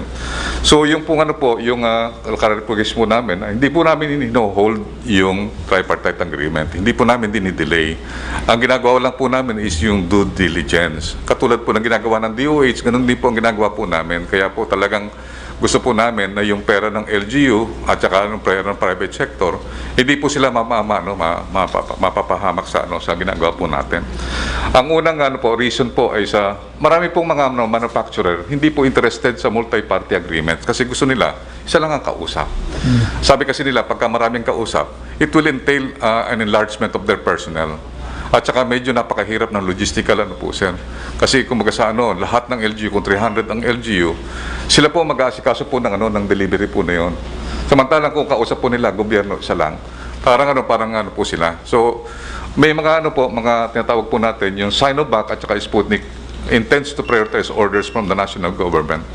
So, talagang ang ginawa po nila, sinet aside nila po yung mga order ng mga LGU at saka dahil kasi talaga sabi nila, we will procure only, we will give the procurement, we will dedicate the delivery to the national government only. Yung Moderna at saka AstraZeneca na nagbigay po ng maganda po ang naging po natin sa Moderna at saka AstraZeneca. Ito yung parang ideal po talaga ng tripartite agreement kasi isang tao lang po kausap nila at nag-negotiate po nila. Katulad po sa Moderna, kausap po nila si Mr. Rason, yung ICTSI. Doon po sa AstraZeneca, ang kausap lang po nila si PA Concepcion. So mas madali po ang tinatawag nating negotiation. Pero ang sabi nga ng Moderna at saka AstraZeneca, they no longer accepting vaccine order for the first wave procurement. So they will accept order for the second wave procurement. Ibig sabihin, ibang ibang produkto yon. Either it is a booster or either it is a new product, a second generation vaccine. Hindi po yung first generation vaccine. So iniintay po natin yung kanilang presentation, kasi kung kunyari bibili po ang private sector at saka yung bibilin po nila ay pareho rin ang vaccine natin, may variant na po tayo ngayon. At saka po yung lumabas na po yung full authorization ng Pfizer. Meaning pagka nagkaroon po tayo ng full authorization or CPR, pwede na po tayong bilhin ng commercially. So yun po, kaya po natin tinatawag na nagkakaroon tayo ng due diligence is mas advantage po tayo pagka commercial terms na po yan. Kumbaga sa yung pwede na po ang direct, wala na pong tripartite. And then yung Johnson & Johnson and Pfizer are currently not open for the multi-party arrangement. And then yung isa sa Bharat Biotech and Covaxin, meron po tayong hininging sa EDSTAC, yung tinatawag na Health and Technology Group, dahil kasi yung Covaxin, sir, binibili din po ng mga LGU yan. Gusto natin na titingnan natin yung cost effectiveness, kasi masyadong mataas ang kanyang presyo, 3 times na mas mahal siya doon sa mga widely used na vaccine. So kaya humihingi tayo ng comment from the EDSTAC. Kasi yun, even though it's LGU, pa rin po yun, public funds po yun, Mr. President. Gusto natin pangalagaan yung mga, kasi baka mamaya, sila rin ang makuha later. And then yung Novavax at saka Covax vaccine, they do not have yung tinatawag nating emergency use authorization sa US, sa pinanggalingan po nila, at saka po sa manufacturer sa India. Kung mayroon po sila, magkaroon po sila ng EUA, dahil kasi ang Covax at Novavax, maganda po ang kanyang tinatawag nating trial result. Pwede na po tayong magkaroon ng tinatawag nating But based on their website, tumigil po ang India ng pag-export. At sinasabi rin po sa website na yun na baka magkaroon po sila ng pag-open is either sa November pa. So there is an issue supply dito po sa Novavax at sa Covax. Kaya po yun ang inano po natin. Pero pagka once nag-open na po yung India, nag-open na po siya ng kanyang export. At na po namin si Sermon, titingnan po namin din ito. Pwede na po tayong magkaroon ng tinatawag na tripartite agreement. So open po tayo sa Novavax. Yun lang po, Mr. President, at para po malaman ng mga private sector that we are supporting the tripartite agreement, but we want that magkaroon na po tayo ng tinatawag natin there is enough volume for us. At the same time, yung price po na bibigay po sa atin is talagang yung tinatawag nating very decent price. Maraming salamat po. Thank you. Is there any question here for clarification?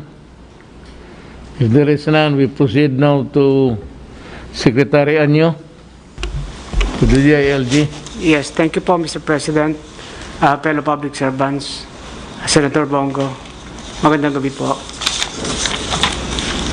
Sisimulan ko po ang aking ulat ngayong gabi, Mr. President, sa tala ng pamamahagi ng ayuda sa National Capital Region, Bataan at Laguna. Sa ngayon po ay nasa 75% na ang pamamahagi ng ayuda sa NCR, kung saan po ay 8.44 million individuals beneficiaries ang nakatanggap. So, kabuuan po 8.4 billion na ang naipamahagi natin mula noong August 11. Next slide, please. At makikita po natin dito ang breakdown ng pagbibigay ng ayuda sa lahat ng LGUs ng National Capital Region. So makita po natin na ang Caloocan po ay ang pinakaunang nakatapos ng pamamahagi bago pa matapos ang deadline sa 100%. Ang susunod po ay ang matataas na naitala natin ay nandiyan po sa ating screen. Dahil po bukas ang pagtatapos sa kanilang deadline, atin pong ini-extend ang deadline ng pamamahagi hanggang August 31, 2021 para makapagbigay pa ng tamang panahon sa pamamahagi. At yung mga iba po na claimants na hindi po nag-a-appear ay magkaroon ng adjustment naman yung ating mga LGU para sa mga waitlisted na nag-appeal at mabigyan din po ng ayuda. Next slide. Dito naman po sa probinsya ng Laguna ay nakapamahagi na ng mahigit 300,000 sa mga residente ng Laguna. Kasalukuyang nasa higit na 14% ang naipamahagi sa mga benepisaryo o katumbas ng 390 million pesos. Sa probinsya naman po ng Bataan, nagsimula na sa ngayong araw ang pamamahagi ng ayuda sa ibang LGUs ng Bataan. At makikita po natin na nakapamahagi na sila sa halagang 1.27 million sa 1,279 kwalipikadong residente. So patuloy po namin i-monitor at babantayan ang pamamahagi. Next slide. Mula po ng inyong inatasan ang kagawaran na i-monitor ang processing ng application sa level ng LGU para mapabilis ang pagpapatayo ng mga cellular sites at digital infrastructure sa iba't ibang bahagi ng bansa. Nakapag-issue na ng 3,651 permits ang 492 LGU sa buong bansa mula po nung inutos niya ito noong July 2020. Habang kasalukuyang tinututukan pa ang 848 pending permits at clearances sa 241 cities at municipalities. Next slide. Dito naman po sa ating kampanya laban sa illegal na droga, sa loob po ng 4 na araw ay napagsagawa tayo ng 453 anti-illegal drug operations na nagresulta sa pagka-aresto ng 608 mga taong lumabag sa anti-illegal drugs. Nag-surrender po ay 3 at isang namatay habang nagsasagawa ng police operations. Sa kabuuan po, Mr. President, ay nakapagkumpiska tayo ng shabu, marijuana at iba pang illegal substances sa halagang 37.65 million pesos. Yan lamang po ang aking maiulat ngayong gabi, Mr. President. Maraming salamat po.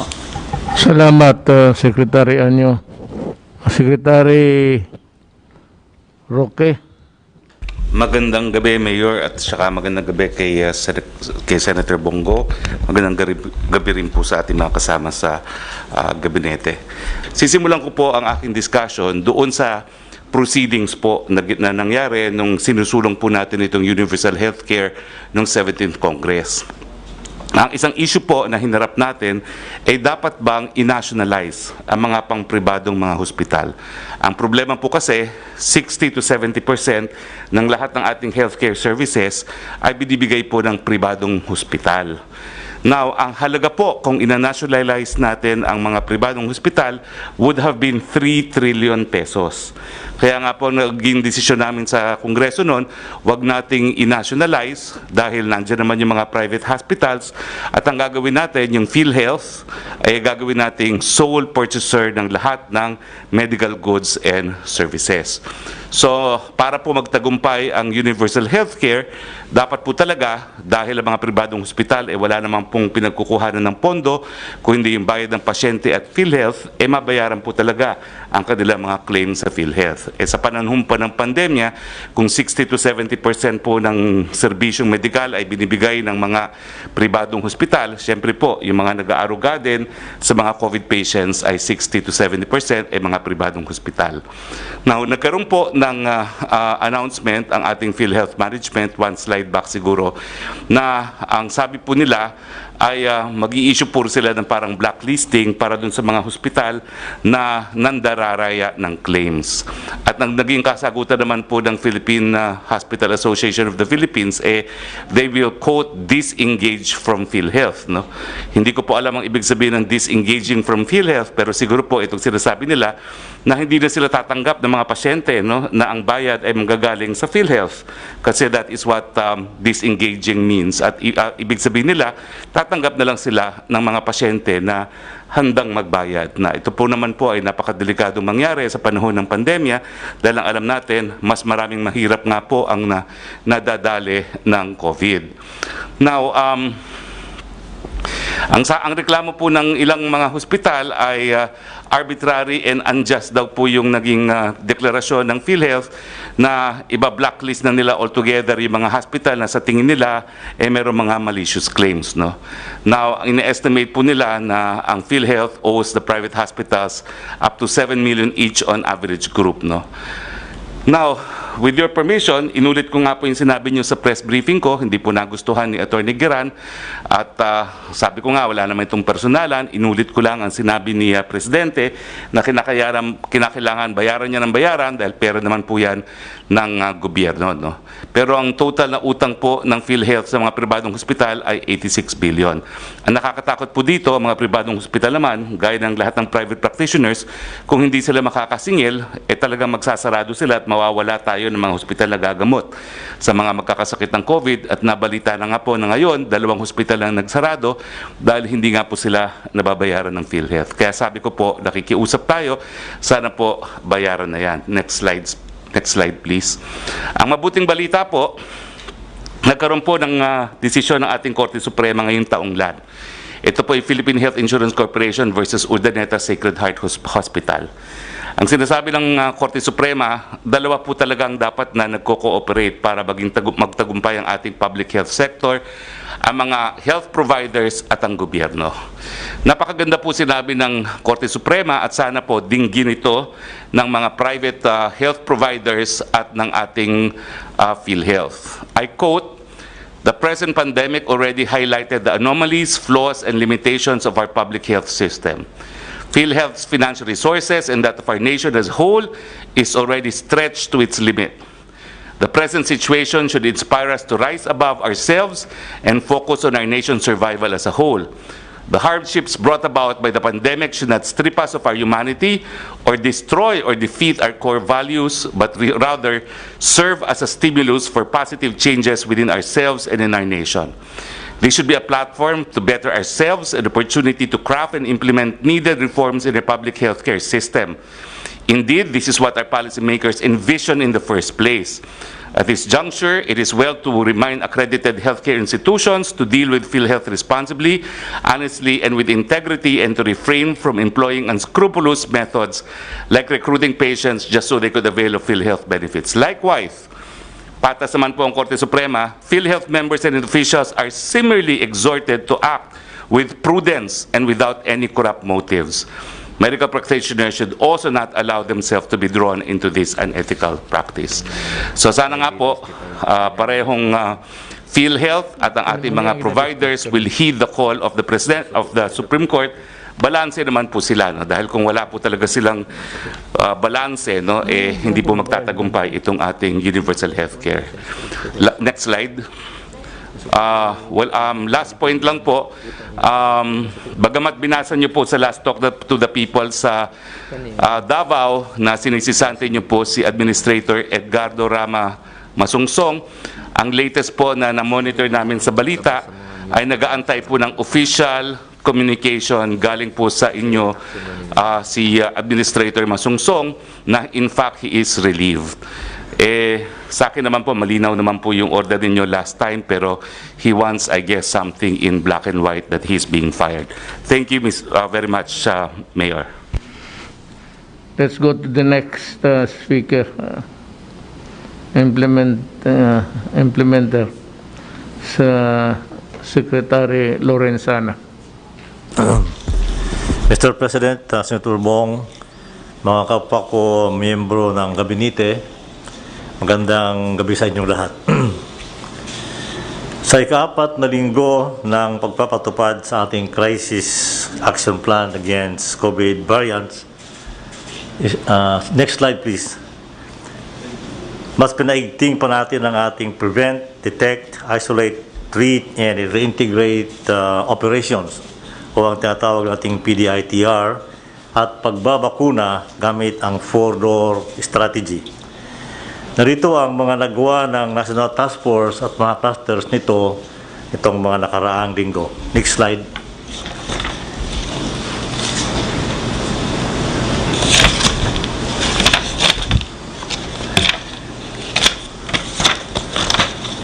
Una, ang istrikto at puntiryadong mga galaw upang mapabagal o maihinto ang community transmission ng virus.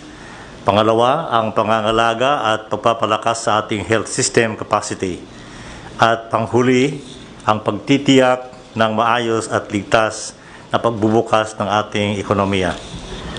Mula naman dito sa community subcluster, nasa 216,871 na ang kabuuang bed capacity o bed capacity sa mga isolation facilities ng LGUs, DPWH at DOH. Samantalang 91,263 naman sa mga quarantine facilities. Pagkahanda at pagsasanay sa 106,513 contact tracers. Pag-imbintaryo ng mga krematorya at paggawa ng contingency plans ng Task Group on Local Management of the Dead and Missing. 78 sites o 78 lugar ang natukoy na maaring paglibingan ng mga mayroon na tayong isang reefer van sa Calabarzon. Dahil sa pinahigpit na border control, 78,357 katao ang hindi nakapasok sa mga ECQ areas mula sa ibang lugar. Nahuli sa mga checkpoints natin ang 33,224 katao na walang may pakitang pruweba na sila ay authorized persons outside residence o essential workers. Mula August 6 hanggang August 22, 637,796 ang mga nahuli sa paglabag ng Minimum Public Health Standards or MPHS. 487 LGU sa NCR, CAR, Regions 1, 4B, 5, 6 at 11 ang mayroon na ngayong telemedicine services. Next slide please. Mula naman sa health facilities subclusters, hanggang August 20, nakapag-hire tayo ng 10,157 healthcare professionals o dagdag na healthcare workers. Nakapagbigay tayo ng buffer supplies at logistic support sa mga ospital na may kabuuang halaga na 608.3 million pesos. Para sa borders subcluster, 18,396 ang kabuuang bilang ng OFW na for 7th day swabbing mula August 16 hanggang 21. 909 sa mga naswab na OFW ang nagpositibo mula August 1 hanggang 21. Nitong August 22, 58,078 mula sa kabuuang 65,745 kwarto o beds o 86% na sa mga kwarto na ating mga quarantine facilities at hotels para sa ating mga paparating na pasahero ang akupado na. 586 maritime patrol operations ang naisagawa sa dalawang Coast Guard monitoring teams na nakadeploy sa South Sabah BARMM borders hanggang August 21. 5 katao ang nahuli mula June 1 hanggang August 21. 4,890 seafarers at 291 na barko naman ang ating napagserbisyuhan mula sa August 1 to 21. 177 seafarers ang ating na-test at napag-alamang positibo sa COVID-19. Next slide please. Mula naman sa Task Group on Management of Returning Overseas Filipinos, 1.3 million na po ang ating natulungan. 1.1 million sa mga ito ay overseas Filipino workers, samantalang 273,756 ay returning overseas Filipinos. 3,289 ang nakauwi na ng ligtas mula sa Sabah habang 4,683 ang ating tinutulungan makabalik o hinihintay natin sila makabalik. Dahil po, nagsara po yung ating borders dyan dahil marami pong kaso ng COVID sa Sabah. Yun lang po, Mr. President. Thank you very much. Director General Enrique Domingo. Yes sir, magandang gabi po Mr. President, Senator Bong, tsaka sa mga members po ng Cabinet. Sir, bigay lang po akong konting update sa mga bakuna. Next slide please. Medyo nadagdagan na po yung mga bakuna na pwedeng bilhin nila Secretary Charlie at i-distribute po nila Secretary Duque. Next slide. Out of the 22 po na vaccines na ginagamit sa buong mundo, mas marami na po ang nagagamit dito sa atin Pilipinas. Right now, mga siyam na po. Yun pong Pfizer BioNTech, ito pa lang po sa ngayon ang pinapayagan natin na gamitin sa bata ng 12 years old pataas. So pag nagbakuna na po tayo ng bata, ito po meron tayong option dito sa Pfizer. Pero ang balita pong maganda, yung US FDA, binigyan na po ng full authorization kahapon itong Pfizer BioNTech. Ang ibig pong sabihin, mas mahaba na po yung naging period ng kanilang clinical trial at nakita na talagang pumasa na po siya sa standards ng safety at efficacy for a vaccine to be commercially available. So ang nakikita po natin dito, Mr. President, ay sa darating na mga buwan, mag-a-apply na rin po yung Pfizer sa iba-ibang bansa katulad ng Pilipinas, at kapag nabigyan na rin po siya natin ng authorization or certificate of product registration dito sa Pilipinas, maaari na po siya maging available sa private sector. So madadagdagan po ang paraan sa mga kababayan natin na mabakunahan. Aside from the government initiative, maaari din pong sa pribadong sektor ay magbakuna na at makakatulong din po ito. At of course, ang possibility po kapag ganyan na na-approve na ang isa, yung mga iba pong mga bakuna ay sunod-sunod na rin naman po yan mag-a-apply ng full authorization at siguro po madadagdagan na rin ang mga fully authorized vaccines by early next year or towards the latter part of this year. Yung pangalawa po natin bakuna, yung sa AstraZeneca, ito po yung marami tayong donations from Japan, the UK at saka sa COVAX. At yung Janssen naman po, meron din po tayo ng donation ito from the US. Pero pareho po ito, wala pa po itong authorization for use in children. Next slide please. Yun pong Bharat Biotech, ito po yung pinag-aaralan pa po ng Health Technology Assessment Council. Yun namang pong Moderna na binigyan po natin sir ng EUA, nito pong nakalipas na Biyernes, August 19, nag-apply na rin po sila to amend yung kanila pong EUA para masama rin po ang mga adolescents, children 12 years old and above. So nagpadala na rin po sila ng kanilang datos ng clinical trials at ito po yung inaaral ngayon ng ating mga expert. May mga konting katanungan po dun sa developer ng vaccine and hopefully within this week or next week, makompleto po natin ang evaluation nito para po tingnan natin kung maaari rin po siyang gamitin sa mga bata pagdating po ng panahon na yung vaccination program natin ay aabot na po dun sa mga pediatric or at least sa adolescent age group. Yung Sinopharm, ito po sir, meron din konting pagbabago. Ang Sinopharm po kasi nagawa sa China, it's the same vaccine pero may dalawa po siya na factory sa China. Yung sa Beijing, ito po yung merong EUA ang Department of Health, kaya po tayo nagtatanggap ng mga donation. Pero meron din po siyang isang factory sa Wuhan, yung Sinopharm Wuhan. At yung Sinopharm Wuhan ay nabigyan na rin po ng emergency use authorization ng FDA dito rin pong last week noong August 19. So may isa pong kumpanya na magdidistribute po ng Sinopharm Wuhan na authorized po na mag-distribute ng Sinopharm Wuhan. So maaari din po itong bilhan ng ating pamahalaan. Next slide please. Yung isang malaking pagbabago rin po nitong nakalipas na linggo, yun pong Sputnik. Kung naalala po natin, yung Sputnik po na vaccine, 2-dose vaccine po ito, no? Na magkaiba yung first dose at second dose. At mataas po ang kanyang efficacy rate, 94 to 97%. However, in 12 countries, ngayon po 13 na kasama ang Pilipinas, meron po silang variant, yung tinatawag na Sputnik Light. Yung Sputnik Light po ay very similar to Janssen. Isang injection lamang po ay fully vaccinated na at mataas din po ang kanyang efficacy rate at about 82%. So ito po ang kagandahan po nito sa ating logistics. Mas madali po siyang i-distribute, isang beses lamang po ang injection at ang storage po nito ay 2 degrees to 8 degrees din. So this is another option that the task force can now look at para po sa sa continuing immunization po natin kontra sa COVID-19.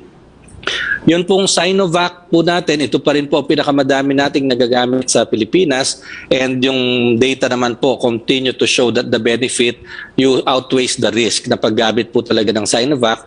Pero yun pong kanilang petition na ma-include po yung children ay hindi pa po natin ginagrant at this time, no? Kasi nung tiningnan po ng ating mga vaccine experts, medyo maliit po yung phase 1 and phase 2 trial na kung kasama yung mga bata na 3 years old to 17 years old, and we advise the company to send us reports kapag po mas marami na po silang clinical trial phase 3 data on children so that we can revisit. But at this time, hindi pa po natin yan nare-recommenda na ma-authorize na magamit po sa mga bata. So for adults pa rin po. At last na lang po yung Novavax. Ito po kasi parang hinihintay po ng maraming mga LGU itong Novavax para makabili sila, no?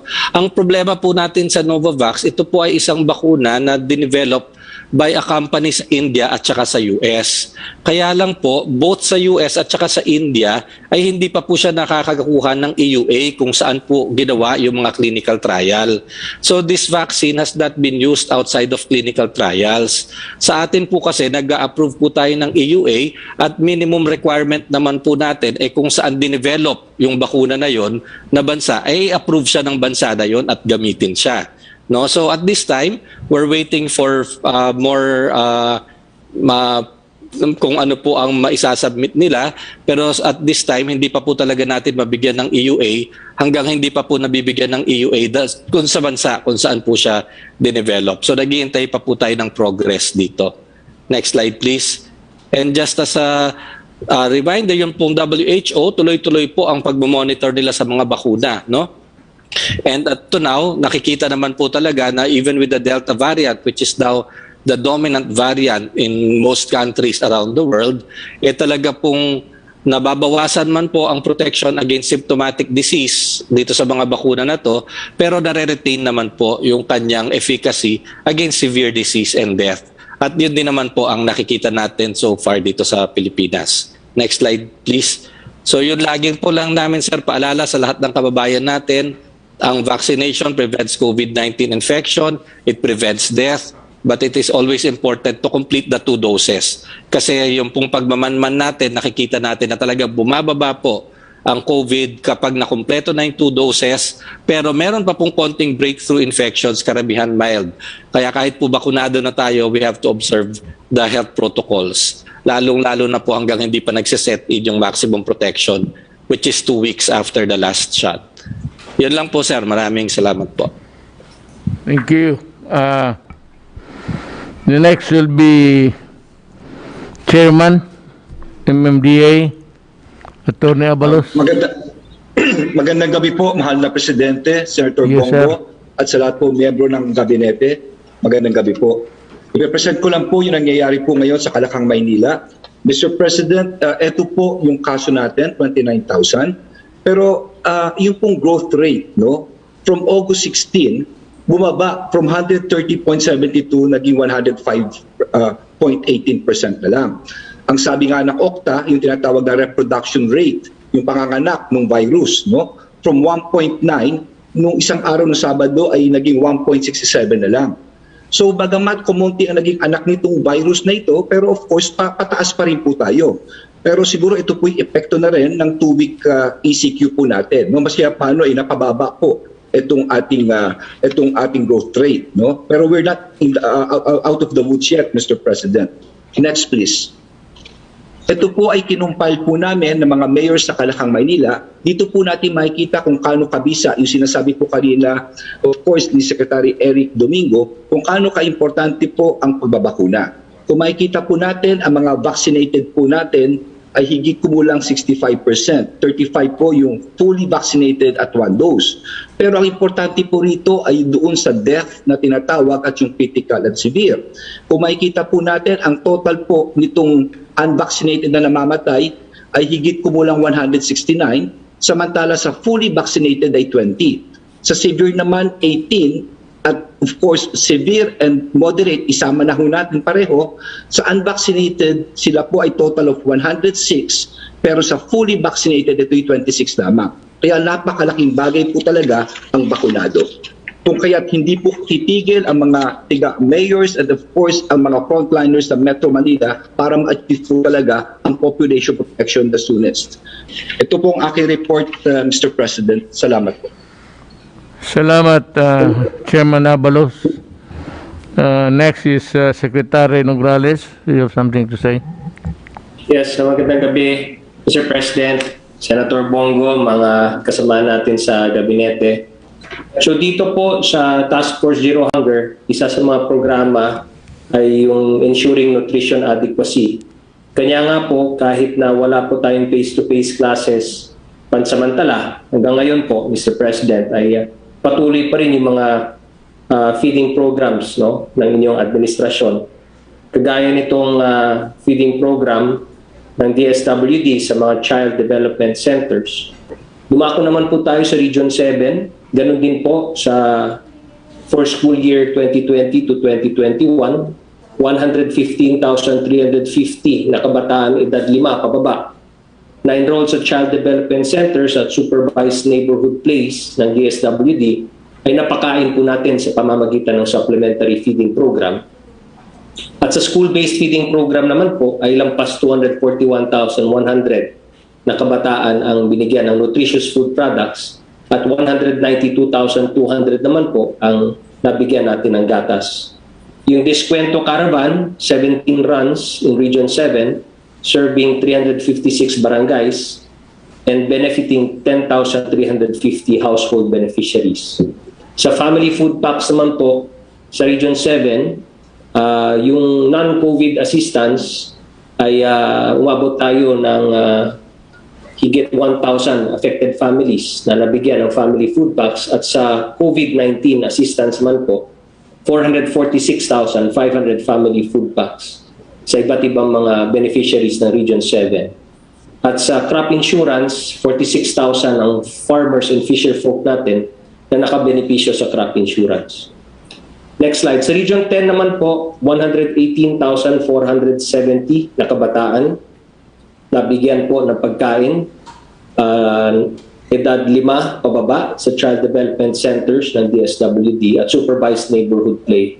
Lampas 107,100 naman po ang nakabenepisyo ng nutritious food products, mga batang nasa elementarya, mga estudyante, at 97,300 naman po ang nabigyan natin ng gatas.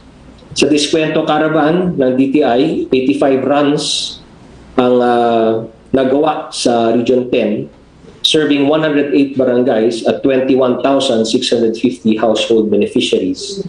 7,000 affected families ang nabigyan ng relief assistance. At sa COVID assistance naman na family food packs, 210,300 families. 35,970 farmers and fisher folk ang nag-claim ng crop insurance mula sa Region 10.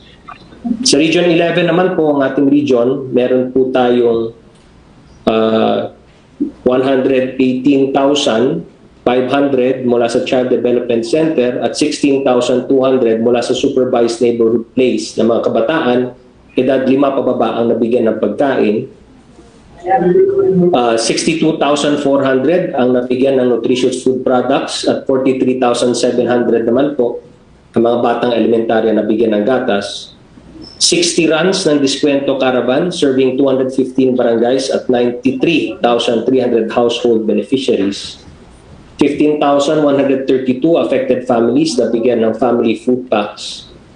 At 185,425 family food packs naman po ang distributed sa Region 11 sa mga COVID-19 most vulnerable families.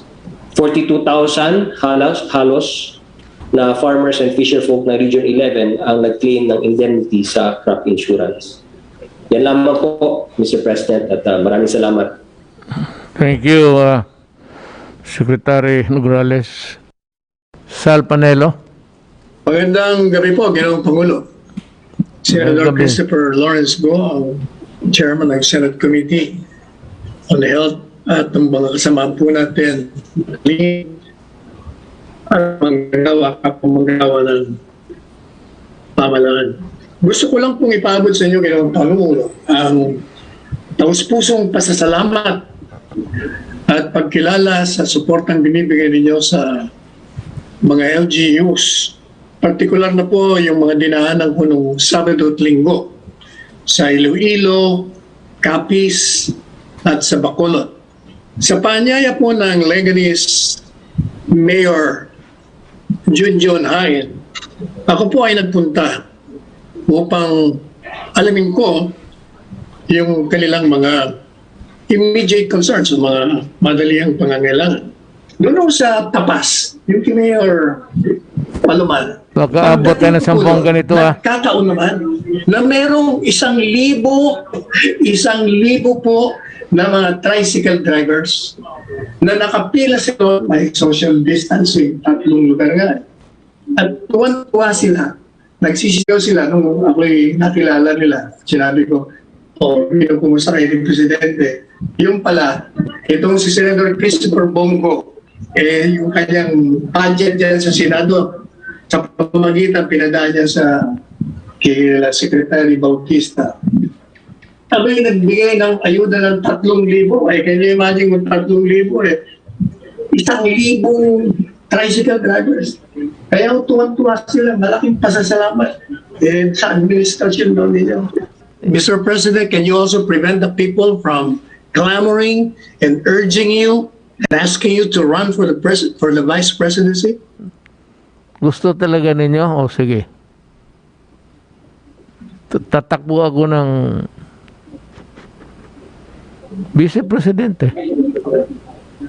Then I will continue the crusade. I'm worried about the drugs, insurgency. Well, number 1 is insurgency. Then criminality, drugs. I may not have the power to give the direction or guidance, but I can always express my views in public for whatever it may be worth in the coming days na sa Pilipino na yan. Nandyan lang ako, magsabi lang ako. Okay na yan, Sal? So, Sal, congratulations, you're doing well. At magpapasalamat rin ako doon sa mga tao na nagpapasalamat sa atin. Actually, hindi yan sila kailangang magpapasalamat. Trabaho natin yan. They do not have to, nurture gratitude in their hearts. For that is, it does not have meaning to us, tayong sa gobyerno. As I have said, we are workers of government and we work for the people, period. But if you ask any more questions, huwag kang mag-alala. We are paid already. So ano pang kailangan namin? Okay, with that, I'd like to bid good night to the Filipino nation, and thank you for your participating, listening to us.